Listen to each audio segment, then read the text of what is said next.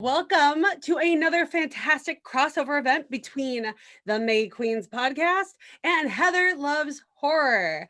Heather, tell us about the guest we have today. Today we have Loren Lepre, and he is, you might know him from The Dark Military, which he's working on one of the sequels for it right now. Philadelphia Hardcore, COVID 2024, and perhaps some of you might know him from his wrestling career. Today we have Loren Lepre. Welcome. Hey, how we doing, everybody? Yes, the Dark Military, always support. Thank you for having me on all these podcasts, any type of show, any publicity for indie filmmaker. Much respect for what you two are doing. Thank you. Well, thank you for coming. Yes, absolutely. Now, I come all the way to my computer. It was really far. Such long travels. They'll write another movie about it. Yep. Now, I want to hear, starting off, about COVID 2024 because insider, information here, a little bit inside baseball. Heather was on COVID 2024 that you wrote and directed and were actually in. So tell me, how did you guys hook up for that? So right when the pandemic hit, like it happened, I'll always remember March 11th of last year was the day, to me, it got real because they were talking about this in November and I was just like, whatever. Then that's the day Tom Hanks got it. And that's the 2 days later was Friday the 13th, March 13th. And Monster Mania, the convention I was going to go to, that the axe came down on that. And then like everything started closing and I'm like, what? Yeah, I was just like, really? Is this, we're down to this? And I'm like, this will be over within like a month tops. And then like, no. So I was, I would do work a real job. I'm not just an independent filmmaker. I live here by myself. This mortgage doesn't pay itself. So, I work out, I go out, I'm doing something. For all that to come down at once, like your gym's gone, yoga's gone, all your film stuff is like postponed. I was like I was just, you're losing it. So I started thinking about how can I do a film? And I was always like, I'll never do a film without proper lighting or audio ever again. And then I started going, I heard some people were doing a quarantine film and I came up with the idea for COVID 2024. I just started thinking in my head, like, what if this doesn't end? What do you do when you're in your house quarantined, whether you're married or you're by yourself? Where does your mind go? So I started pulling up the script with that and I'm like, well, this will keep me busy for a little bit. So I started realizing then I'm like, well, I don't want to just have a Zoom movie. Sure, we did shoot on Zoom, but I also wanted like camera here. Like I just wanted to do some cut. I just wanted like, could I get actors that have their own access to their own equipment? If they could film themselves. And then I'm like, I wrote a script and I just told the actors, you got to trust me because I'm trying to fill in what could be interesting around my house. What could I do and bring to the table? And I just ran with it and I started filling in the gaps. I had a good film score for it. I thought I told a good story and I was looking at parts and I was like, Heather's adorable. I was like writing little parts for smaller people and I'm like I could offer Heather this. I think she can knock this out, and she did. Thank you. What was it like to be on the film, Heather?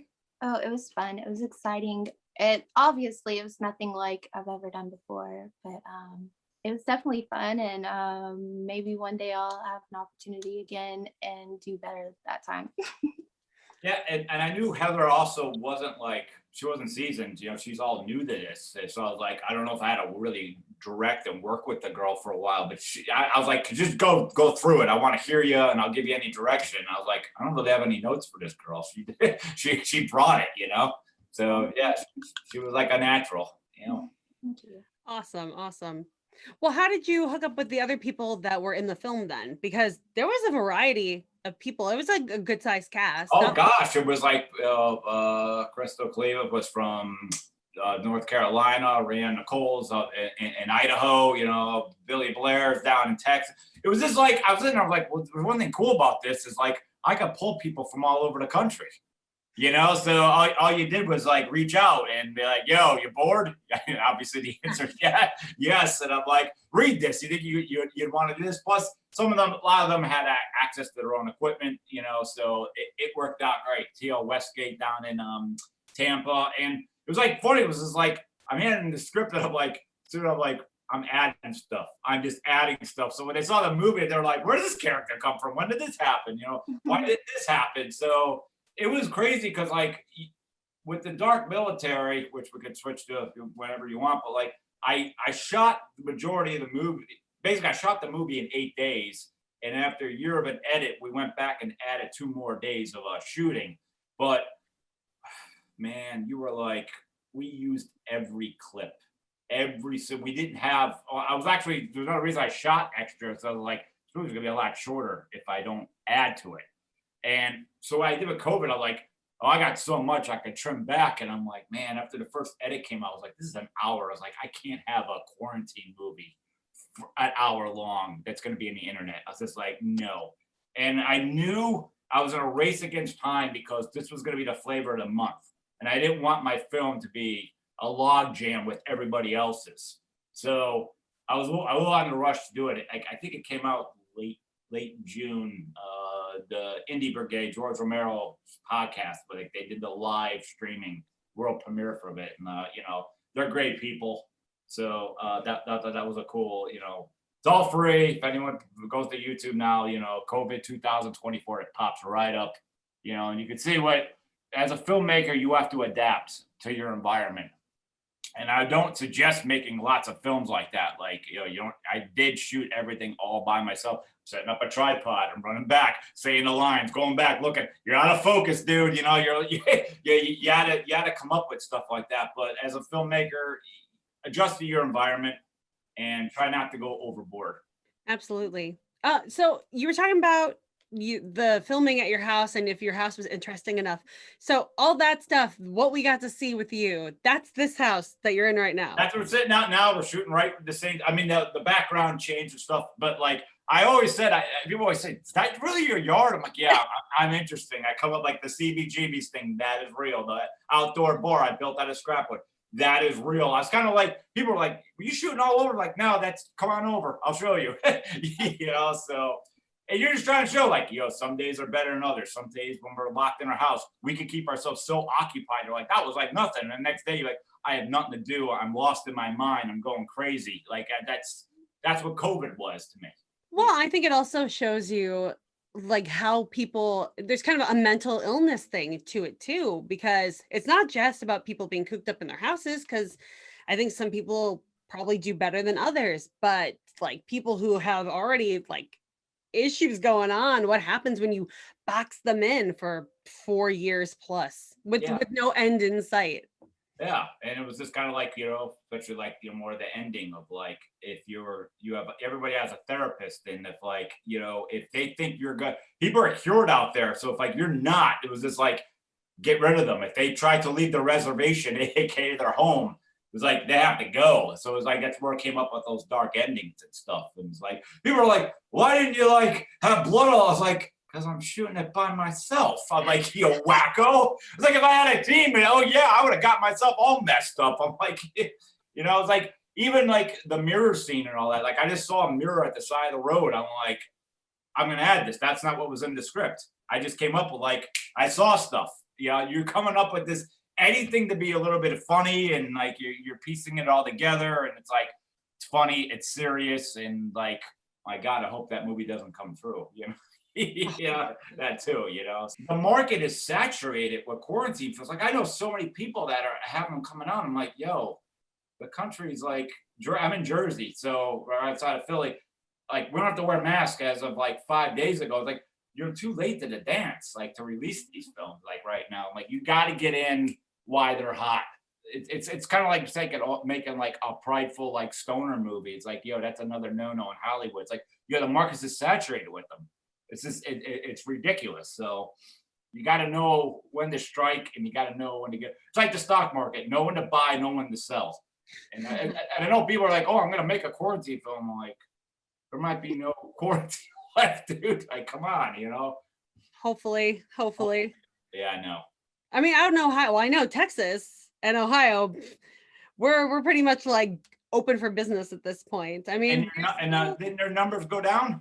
One because yeah, everybody was outside in the sun. Yeah, so Florida too. Like yeah, like I drove cross country, but in like September, and like there were like the states that you have to wear a mask. I was like, oh, this is a break, you know. But I was like, they're showing that the country that we could go on, you know. Like I thought it was very important to shut down for those few months, but like I look at, yeah, we're in a pandemic. I just think it's a light like a light beer of a pandemic though. Like, yeah, we're just a little bit. I thought we jumped the gun a little bit too much. You know, there's a lot of mom and pop stores that are gone now because of this. It's like, you know, Staples could be open because they're corporate, but the same people selling stuff across the street that are mom and pop, they're gone because they weren't allowed to be open. Like, no, that's wrong. yeah. You Well, know? I think if we didn't leave it up to the states too, if we just had like federally, like here are the rules, it would have just gone by so quick. But we can't get people to agree on things, you know? Yeah, they But don't want that. They don't want the hospital. It really came down. They didn't want the hospitals to be so overwhelmed. I totally understand that, but yeah. do we have to get this drastic? Where's the line? You know, it depends who's listening. Where's the line? You know? Yeah. Well, I went to a store, a witchy store, by the way, Heather, locally. I love pagan over here. I love my witchy stores. And we're at the point where it's like if you're vaccinated and you know you can ask the businesses and they may let you take off the mask, but most businesses are like, we still kind of want you to wear the masks unless you're eating or drinking. And I went into my witch shop and I'm like, I'm fully vaccinated. I'm about ready to pull out my card. Do I need it? She's like, take it off. It's fine. I'm like, yes, freedom, taste of freedom. So hopefully this doesn't backfire on us and then COVID 2024 becomes a thing. Yeah. I'll have to do a sequel or I'm not dead. I'll just have to. No spoilers, no spoilers. I mean, we spoil everything on this show, but in case you don't want to spoil things, but yeah, that's what happens. It's always public on YouTube, so yeah, go have fun. But There you go. Well, okay, so you were talking about, you know, special effects. Why wasn't it so bloody? Dark Military. You got some blood in that movie. yeah, and you know what? The Dark Military I originally planned was a lot more blood, but anybody who knows film knows how long a scene can take like that. It slows production down. And the whole idea of the Dark Military was to introduce new horror movie icons with high production value. I've seen so many of these $10,000 films where it's like, it's a gore fest, but I can't see it. It's like at night, it's like you didn't like the room and all, you skipped out. So I want to go the other direction, get the name out, you know, market the logo. I mean, they had everything, the music videos. I mean, I did so much marketing for this film. I mean, I just paid it off March 4th of this year. I finally paid off everything I've ever owned in debt. You know, that's how much I went. So like some people are like, yo, it's not as gory as I wanted to be. I was like, yeah, but you got a high production value. Like those woods were lit. You know, we had skylifts and everything, shining lights down. I mean, I wanted my film to look just as good as the films we all fell in love with. You know, and when you're on indie budget, you have an excuse. When you're on A-list budget, you've got no excuse. You've got the money, you've got the time, you've got the studios behind it. How many movies, how many times have we walked out of the major theater and be like, what was that? You know, so, you know, it all builds up for the trilogy. And, you know, my character talks about it the entire film, you know, like, you know, that we're coming back every Halloween to upgrade it. Like, you know, hey, there's a sequel. We haven't said, you know, General sending us back, you know, so. So is that the plan then for every time? Because, okay, the first one came out, what, 2019? So, okay, we didn't give the sequel in 2020. Are we getting the sequel then this year? I would love to tell you that I'm going to film the Dark Military this year. That's not happening. I could just let you guys know. No, we're not ready yet. There's some money. There's not all the money. I'm literally rewriting the third act of the film because in case there's any COVID complications, I need to cut some of this the cast down. I literally at the end had 200 people. Like it was on. Because I'm looking at, you got to raise the bar. Like you got to raise it every time. And you know, COVID insurance, COVID that had the people come in and clean, like the rules you got to go through now. I'm looking at budget. I'm like, if I could cut some of this down and rewrite this, I could get this third act a lot cheaper. And I also could look at like with less cast, I could probably really beef up the gore for the end too. So it's an even trade. You know, it's an even trade what I got. But I'm telling you, for anyone who saw the first movie, how they come back is so I'm sorry, Pat, but it's so good what I came up with. Like how they can come back and making sense of how that could really happen. You know, so it's literally going to be like a hint, like look at how Devil's House of a Thousand Corpses went one way and Devil's Rejects went a complete other. Like, yo, this is two different worlds. That's what happened. Because like, you know, that's a small movie, but it's like they got away with it, and they're threatening to come back. Like the whole United States government waiting. Like, go ahead, attempt to come back now that we're ready for you, and they do. And how they do it is like, General always has a plan. Well, it's like in House of a Thousand Corpses. It's like a Hell House movie, and then it's like, what happens when you take the Hell House on the road? Yeah, exactly. And yeah, to me, like I like the House of a Thousand Corpses, but if you really think about it, they introduced characters, but yeah, it was like kind of been there, done that. The Devil's Rejects, you're like, there's nothing like this. This is a perfect 10 horror film. Like they don't make films like this, and you know, I don't like attacking other people's work. I just think it's something filmmakers aren't really supposed to do. But like when they did the 3 from Hell, I was out the second they announced it because I'm like, you can't top this. Mm-hmm. Like Terminator 2, you're not going to top this. Aliens, you're not going to top this. Like there's only one direction you're going to go. And I'm like, they were shot 20 times each. Like, did you just tell me that? Did that what I heard? Like, I'm just kind of like, I had moments, but like, everybody knows you can't. Yeah, it's the Devil's Rejects. Like that's where it was at. And you know what? I liked the beginning, like the first, there's 2 different movies in 3 from Hell too. The first half when they're escaping and they're at that house and they're holding that couple hostage and the couple's hostage. It was a rerun. That cause it was the same thing as the hotel room scene again. It was just like I just thought he went back to the well. I don't know. I don't. Rob's awesome as a director, but he has those like, what did you do here, man? He has those films like H2. What did you do here, man? Like you just came off this amazing film. What did you do? So yeah, like I don't know. I don't know his mind. I never talked to the guy, so I can't. You know. Yet you haven't talked to him yet. All right. So with the Dark Military, then. Like, okay, so what is the plan from getting from point 2? Do you know already how you're getting from the second one to the third one? I have an idea for the third one.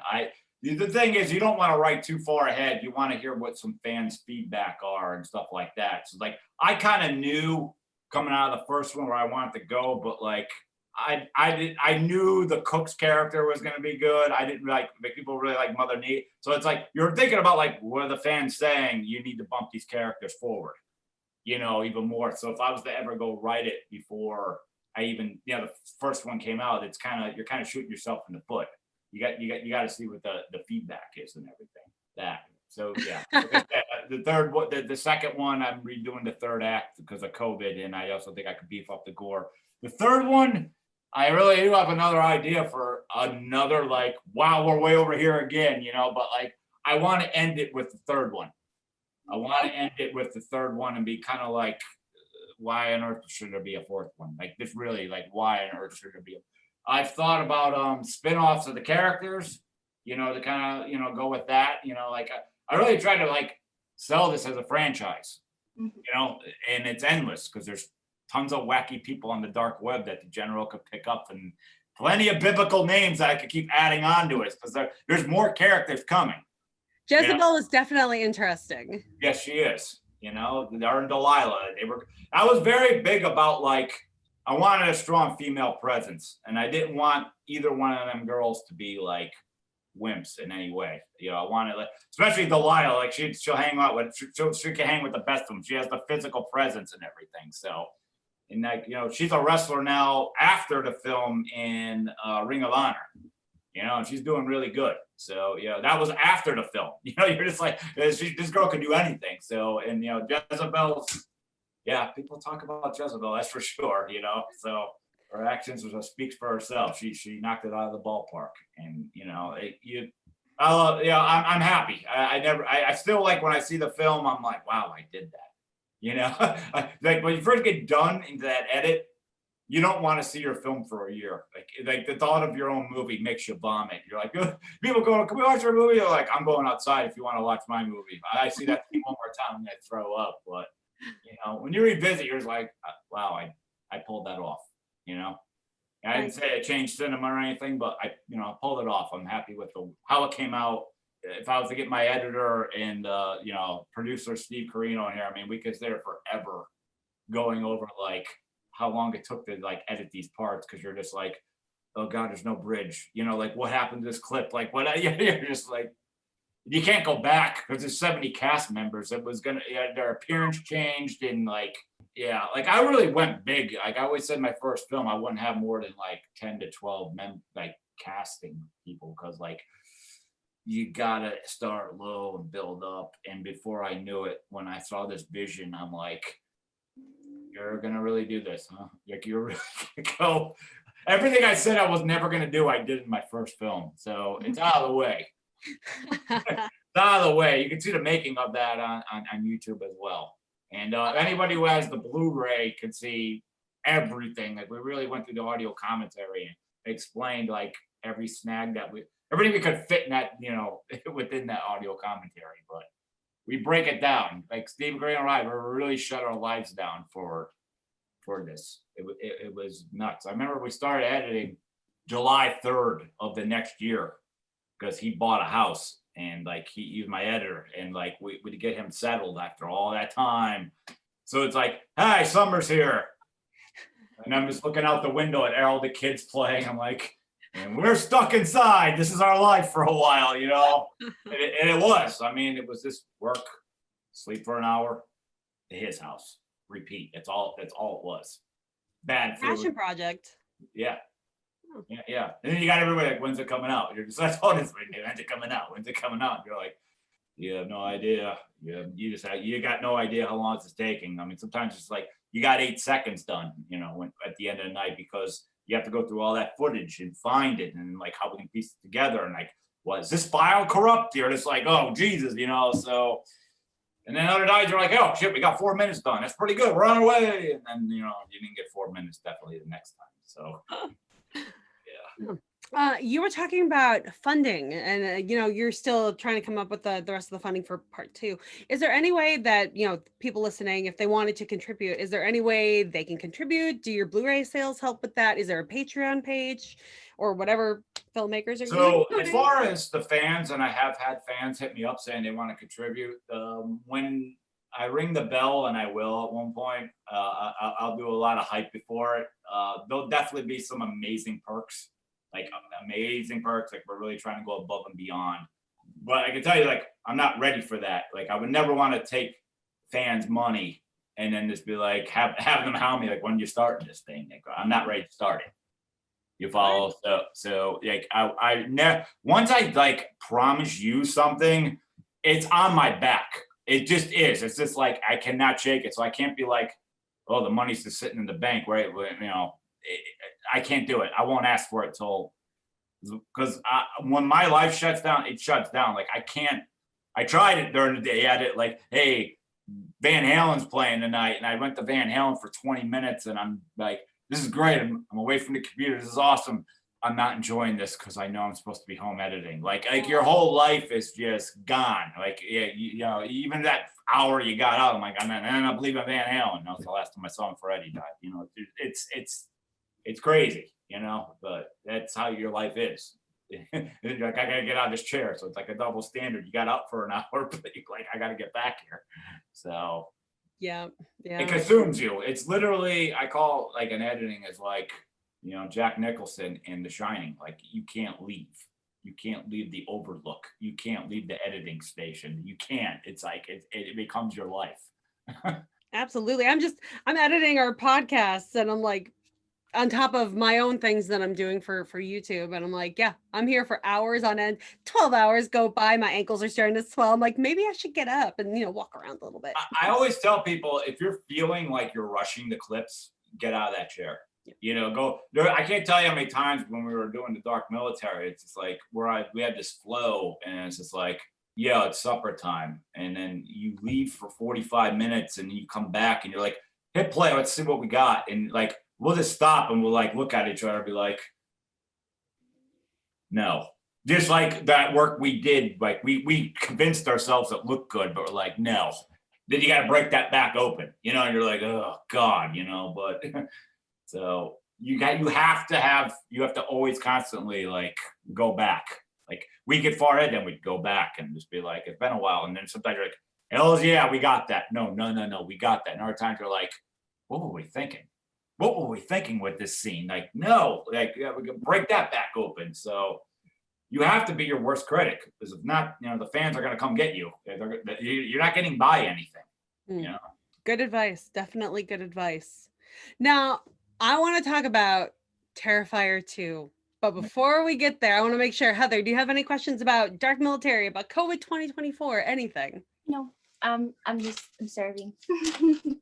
I'll go in something. She's the horror police. She's taking notes. I want to know my grade at the end of this. I just want to make sure. I tend to dominate conversations, and I don't mean to, but I just want to make sure, that I give Heather every opportunity to say whatever she wants to say. Because I know she loves Dark Military too. She was very excited to talk about this and about the sequel. So, yeah.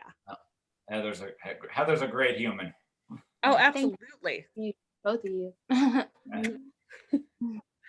All right, then let's talk about Terrifier 2, because I saw that you are playing a role in this movie, the DJ. One, do you actually have DJing skills, or did you learn for this movie? No, but I did work at a concert hall for like 15 years, and it's not hard. To top it all off, like when you're doing all that, like if they don't hit your hands and you get them low, and you're just you can't even tell like what anybody's doing. There's a lot of ways around it, but. No, I was actually with Damien and Mike Levy last weekend at Monster Mania, catching up with them. But as far as that goes, I mean, my part's like very tiny and all that. But the success of the Dark Military led me to them, because I was doing a show. I think kind of pretty much done with COVID, but I was doing a show up at Princeton College where I was Adam Bierman's co-host. And when I got wind of like Terrifier, because every time I was like in every horror group, I'm like, there's that damn clown again. What's going on? It's that clown. So I finally started like looking into it. Like, is this actually a good movie? Like I was just dismissing it because I was in the middle of the Dark Military edit, so I was just missing everything. So I realized, like, okay, he was playing the clown, David, and then I was like, who's the director, Damien? So I friended them all, and they took it in 2 seconds. But I'm like, I'm looking at all their pods. So I was like, no disrespect to David's really good at being on any podcast. He's great, but I was looking at some of the podcast he was doing, like all choppy and stuff, and I'm like, I should get him on my Princeton show. I'm like, well, there's only one way to find out. I just reached out, and he got back to me in a second. I sent him a scissor reel of my show, and he's just like, I do that shit. So that opened up the whole foundation. And then I got Damien on with David for the second show. So it turned out me and Damien, we bonded really good. A lot of respect, and I love that like Terrifier is so organic. I was just like, wow, like this. The fans is like, here's another micro budget film. It's a lot of heart, and it just was. It just turned into the juggernaut that it did. So when the sequel kit was, I knew he was making a sequel. I was like, Damien, I'm in that, right? Like I didn't ask. I was like, I'm in that, right? So Right. and then I said also like.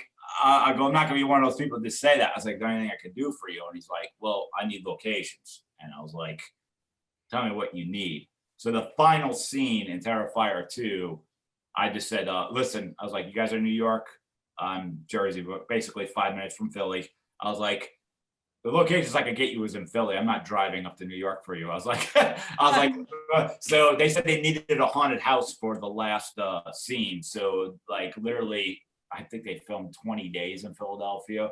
So the final scene, and I do know exactly how it ends, and I'm giving no hints at all. I was there for it, but yeah, it took place at the Fright Factory in Philadelphia. So that was a great time. You know what was crazy about that too? That was the last month before the shutdown.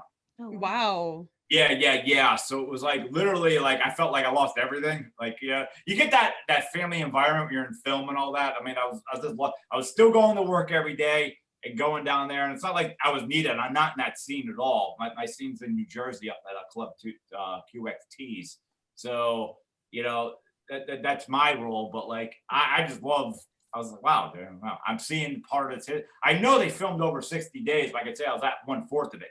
I was like, you know, when the history written book, I was like, I saw 1/4 of that movie being, filmed. So, that's how that you work. And like, you have to have your head screwed on straight. I always tell filmmakers, you have to have proof of who you are, because everybody could try to write Kane Hodder or Robert Englund all day. You could try to do that, but like your work ethic has to show who you are. You've got to show proof and, respectable work. That's how I got to that, like, in with that click, And that's why you're going to meet Rob Zombie at some point. That's the plan. That is the plan. So I want to meet everybody, I want to work with everybody. I'd love to eventually earn the right to be a guest at conventions. That's what I want to earn. And I also don't want to be a guy. I want them to come to me. I don't want to be a guy calling conventions, because I've seen those people that get into conventions and no one's at their table. Like that's like a nightmare. Like you get in, but it's like, you oversold yourself. You didn't earn it. They'll call you when you earned it. So that's where I'm building towards. The public figure and everything too. I'd love to be like hanging out with horror movie fans every weekend at conventions, because anyone who's been to conventions know how awesome it is. Right. But I want it earned.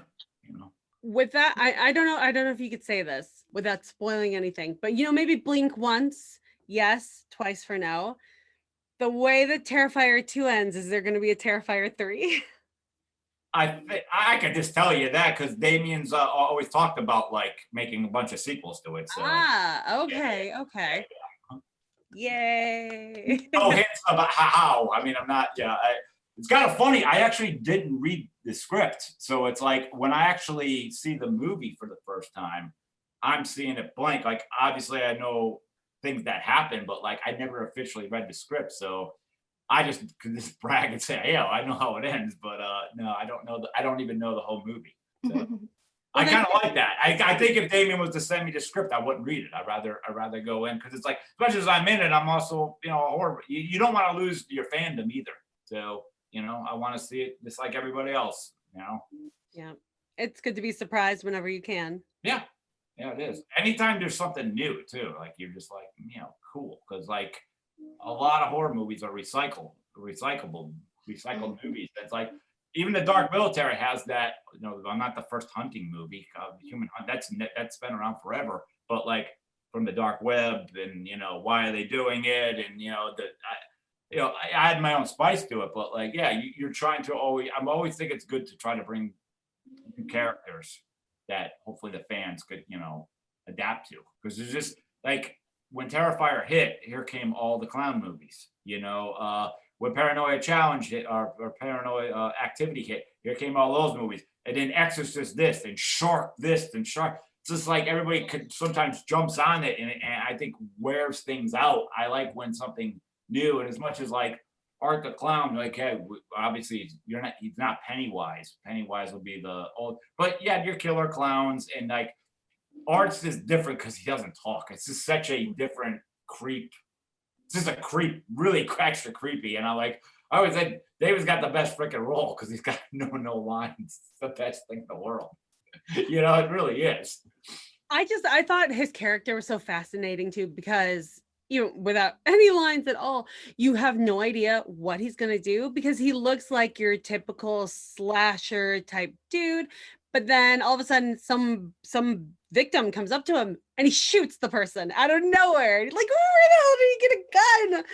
This just blew my mind, and it just kept me like on edge the entire movie. So I'm excited to see this sequel.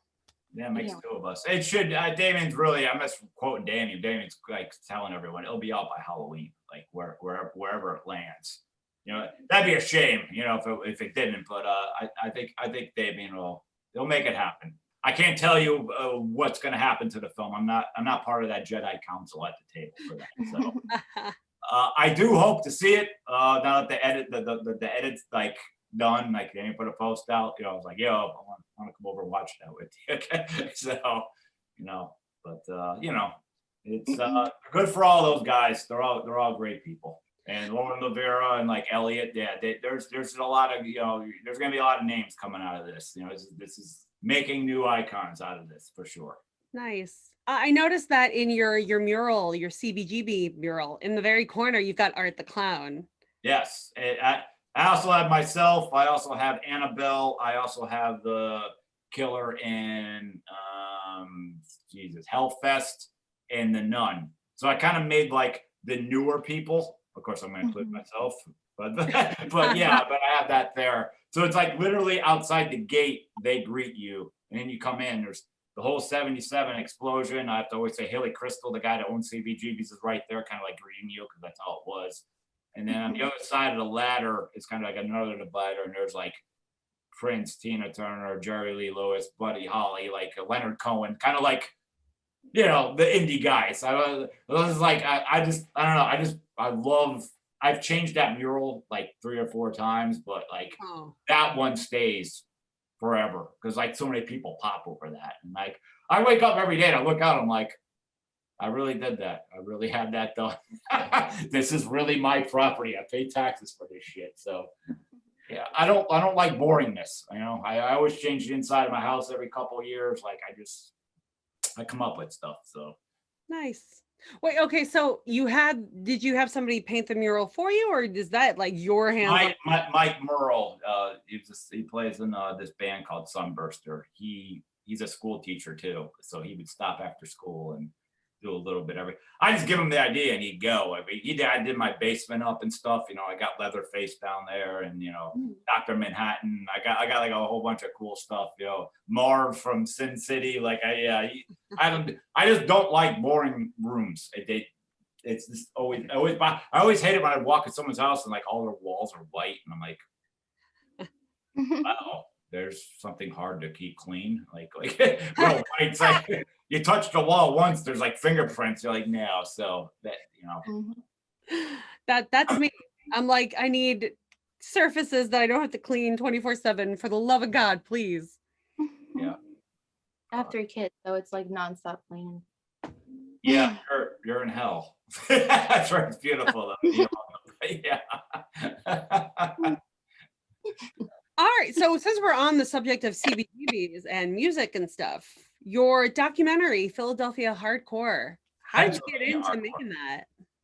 You guys could watch that film, Pennsylvania. It's the name's Pennsylvania Hardcore. But you can watch that for free on Tubi and Movieplex and Amazon right now.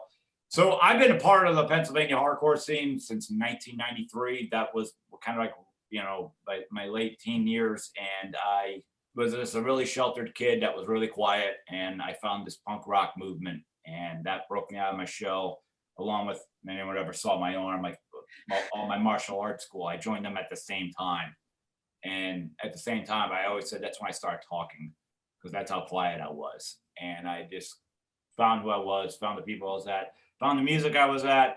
And I just remember in 1995, this New York hardcore documentary came out, and I was like, man, imagine if they ever did one on Pennsylvania. Like, that'd be the coolest thing ever. So 2010s when I Born on Date, the film, and I started my own company around 2012. And just my friend Mike Gavlik came up at a show. He's like, why don't you do a documentary on Pennsylvania hardcore? And I was like, no. And I walked away, and it just started. I started piecing it together, and then went back. I'm like, dude, good idea. I'm gonna do it. and then like I just got cameras and I made my list, and then the list got bigger and bigger because there's like, well, if you're gonna do that, you gotta talk to this guy. You gotta find this person, and you gotta find this girl, and you gotta do this, and you know. So I'm the first person to cover an entire state. So Philadelphia is in it, but like I went from Philadelphia to Pittsburgh and everywhere in between, like Hickville, everything. And I did exactly 200 interviews on the nose. And 17 of them got cut because either their file wasn't too good or just I just didn't feel it. I almost felt like they're deer in the headlights talking. I was like, yeah, dude, you don't want to be in this film, you know. So, but the whole scene came together, and I was like, anybody who told me about a band or a person, I'm like, I don't know them. You're getting a hold of them for me. You know, you spoke it. You're gonna make it happen. I'll film them. So I went 5 months of interviews, 5 months of editing with that, which was a walk in the ballpark compared to what I did with Dark Military. Even though I shot the film in 8 days, the edit in the Dark Military was like a lot of films, just a nightmare. Where, you know, because there's multiple angles, multiple things going on. When you're doing a documentary, it's just straight ahead film. What they say, you know, like, all right, write that down. Which sections does that go in, you know? So that was my first film. I'm heavily drawn to go back to actually documentaries because they're inexpensive and there's no loss. The Dark Military or any other idea I have, you're trying to get the best production value, and you also got to tell these producers, don't put in what you're not afraid to lose, because like I said, again, the Amazon penny, it's not exactly, it's so hard to flip these days, guys. Like even like when you say like Justice League, the new Justice League that came out, which is a masterpiece film. My gosh, I'm so happy they let Zack Snyder do that. But I know it's like Ben Affleck, he was one of the producers on it. And I'm looking at like, it's a paid service. Why is Ben Affleck getting like any money back? Like, why is he even paying? And it turns out like stuff like that is like almost like stock in the company. Mm-hmm. Same thing with anybody who's doing something for Netflix. Like, okay, you are signed to make multiple films for our network only, original content. So that's stock in the company. That's good for Zack Snyder and Ben Affleck. For this guy who lives outside of Philly, like we got pushed further down the conveyor belt. We just did. We got pushed down intellectual property, like the Dark Military logo that I have. That I'm always pushing the tag about, like the T-shirts, the glasses, like anything that you got. That's what me and all the filmmakers are trying to make money on.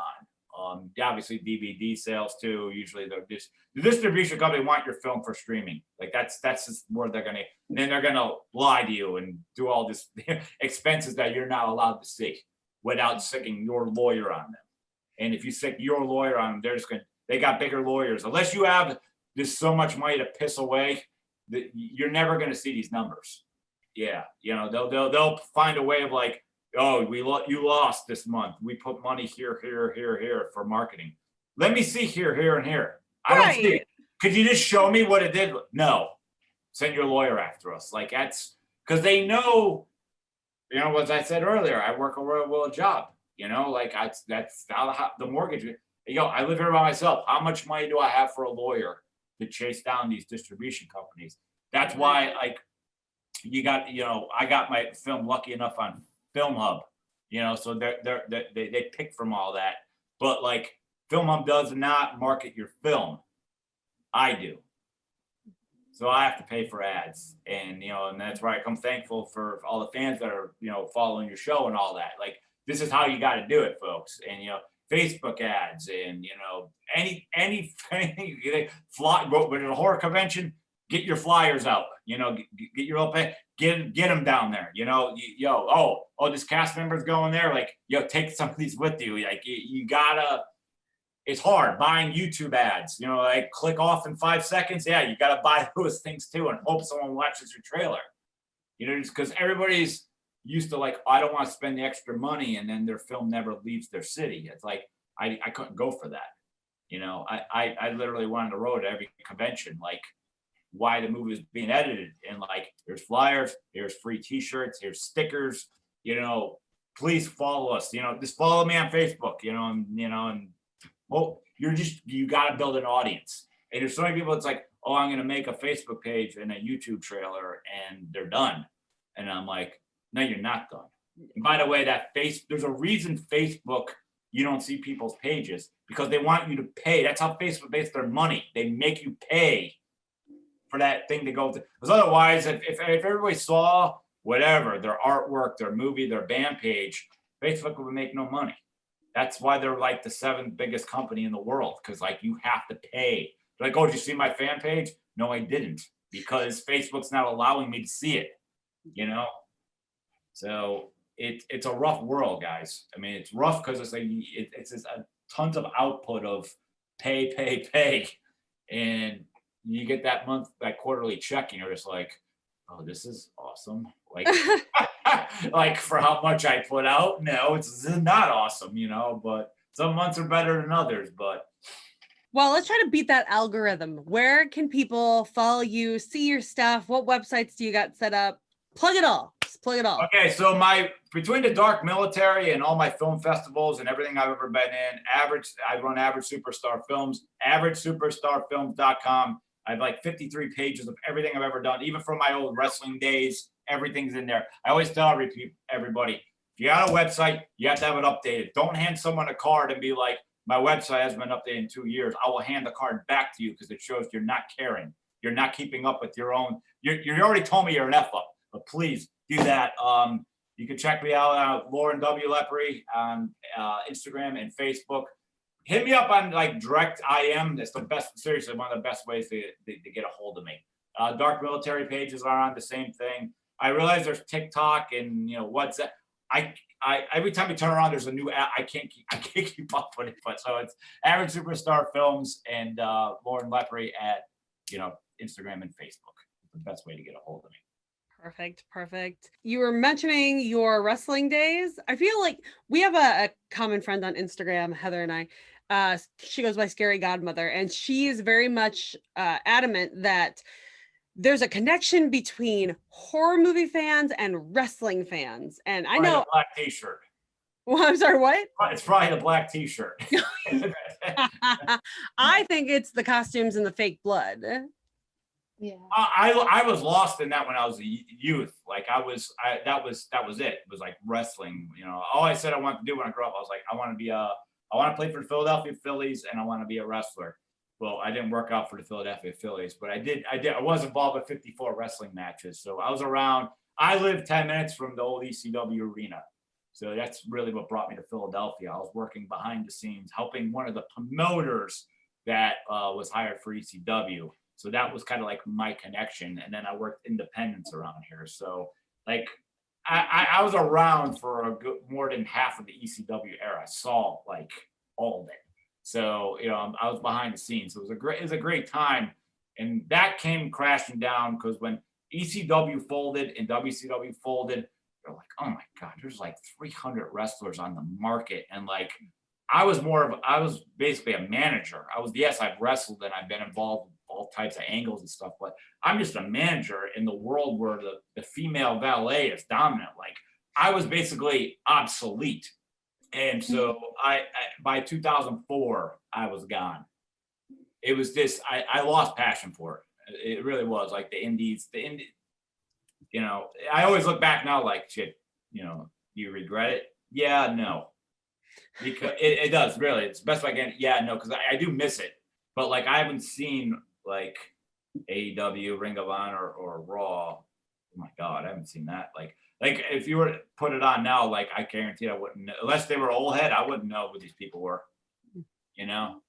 I did work some shows with CM Punk. I remember in my day before he was big. Wow.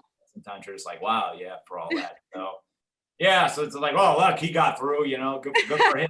I root for it. It's like I root for everybody. Good for whoever got through, even if we weren't getting along at certain times. Like good for you. I like seeing people. I like seeing people win, even if I don't like you. Like if you earned it, good for you. That's what I say. Right. In life.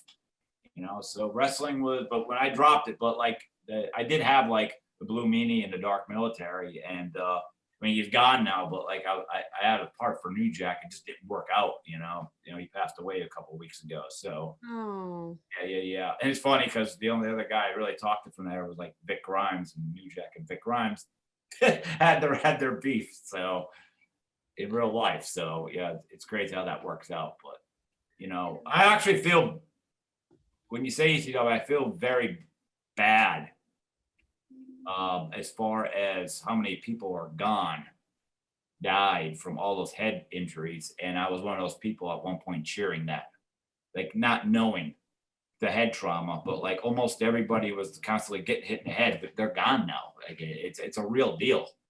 You know, you're cheering them on Friday night, getting smacked in the head, and then they're going to go back out there Saturday, get smacked in the head like that again.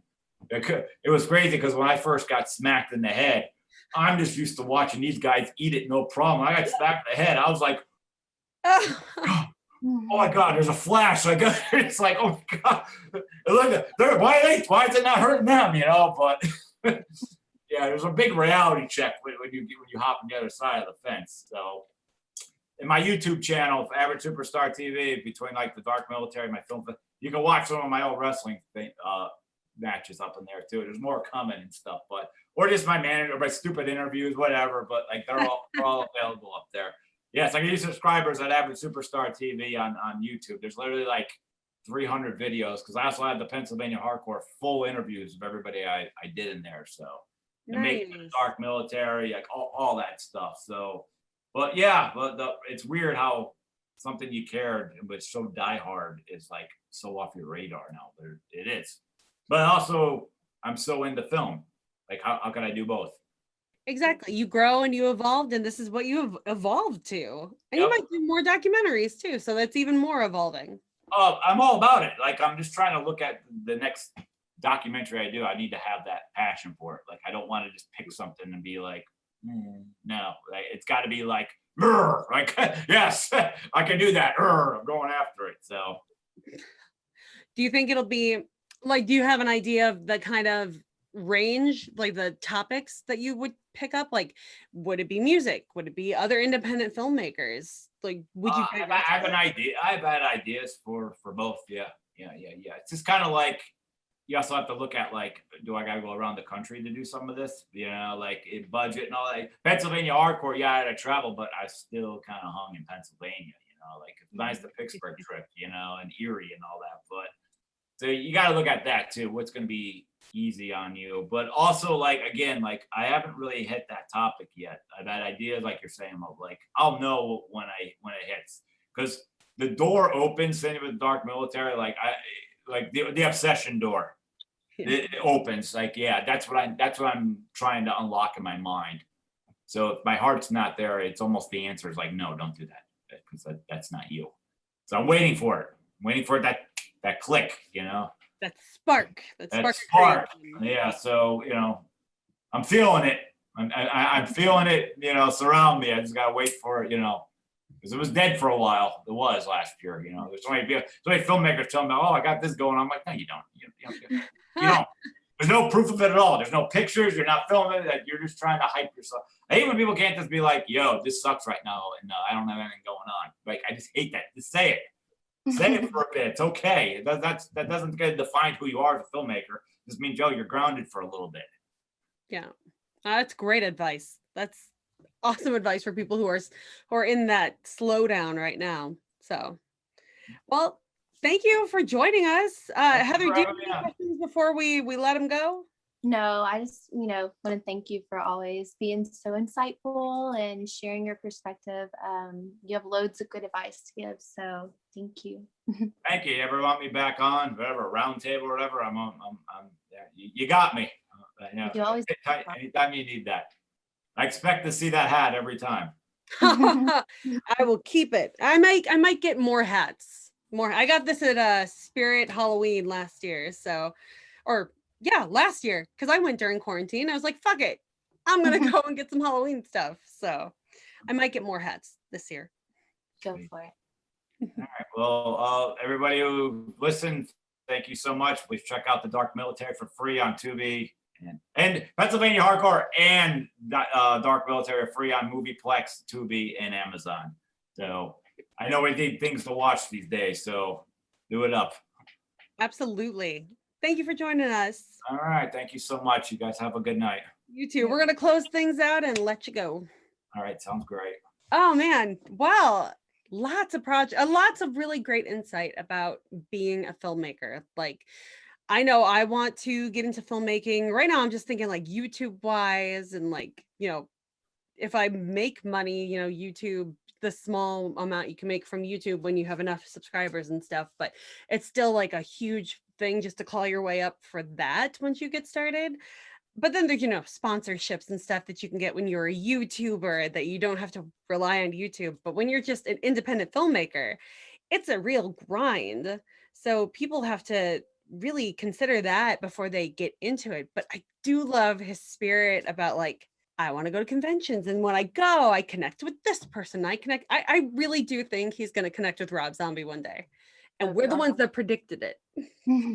Or Eli. Yeah, All three of them. exactly. We'll meet up with Eli Roth. He'll meet up with Rob Zombie. And then we'll just all meet up together one day and make a movie. We'll just have our own episode on History of Terror. I mean, horror. Oh my God. Honestly, I've been tweeting the guys from, I don't even know if it's guys or girls, whatever, the people who run the 80s horror doc Twitter account that did the In Search of Darkness movies. I tweet them every so often and I'm like, you gotta talk about this movie. You gotta talk about this movie. And I'm like, I hope I'm like enough of an expert at that point that maybe one day they'll ask me to talk about the movies I'm suggesting. Okay. And I swear, if they don't have Spookies in part 3 and have Darcy the Mail Girl, Diana Prince, talking about it, I'm gonna be upset because I know she loves that movie. I knew it before they showed it on Joe Bob last week, which was awesome, and you have to watch it. And I knew she was a fan, and I'm like, this is like, she's been on those documentaries before. I think it would be a big shame if they didn't pair up that movie, which now has Joe Bob behind it, even though he hated it. It's still part of the oeuvre of The Last Drive-In. Pair that movie up with Diana Prince. That's a real missed opportunity right there. So let's hope it. I agree. If you ever want me to come interview guys, just I'm right here. So. All right. Well, that brings us to the end of another fantastic crossover event between the May Queens podcast and Heather Loves Horror. It's getting loud in my neighborhood, like motorcycles and shit are happening. I don't know. I hope you can't hear a lot of it on the microphone, but I'm guessing like right now, here comes one. They're not too loud. They're sometimes louder. But it's Memorial Day. It is actually Memorial Day filming this, not Memorial Day weekend or whatever. And there have been parties up and down my street, cars blocking the road. It's ridiculous right now. So I'm just surprised it's not louder. But there have been times during that interview where I heard like loud music blasting. I'm like, please don't let this interrupt what he's saying. My eyes starting to twitch from the stress. Podcast life, I tell you. All right, Heather, what do you have coming up?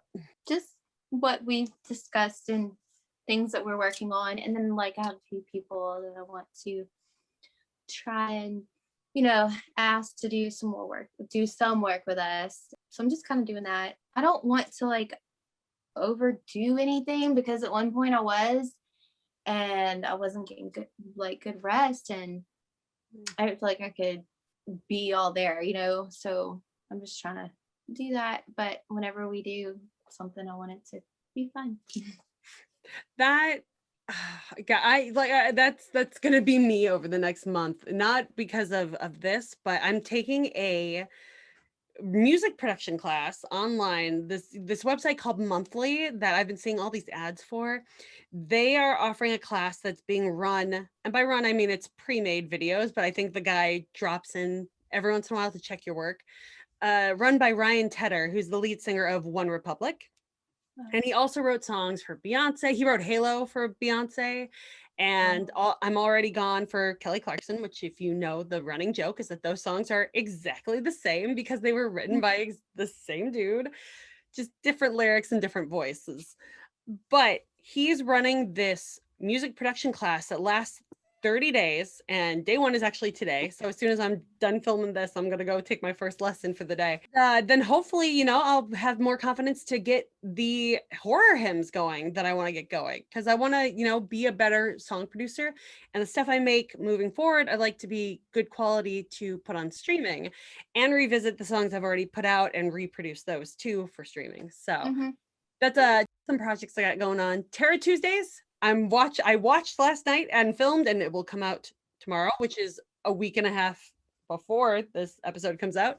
Psycho Goreman, and it's fucking hilarious, and it's a very much what the fuck did I just watch movie.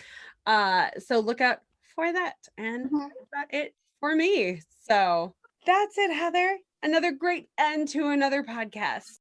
I will talk to you later. All right, you have a good one. Bye. Bye.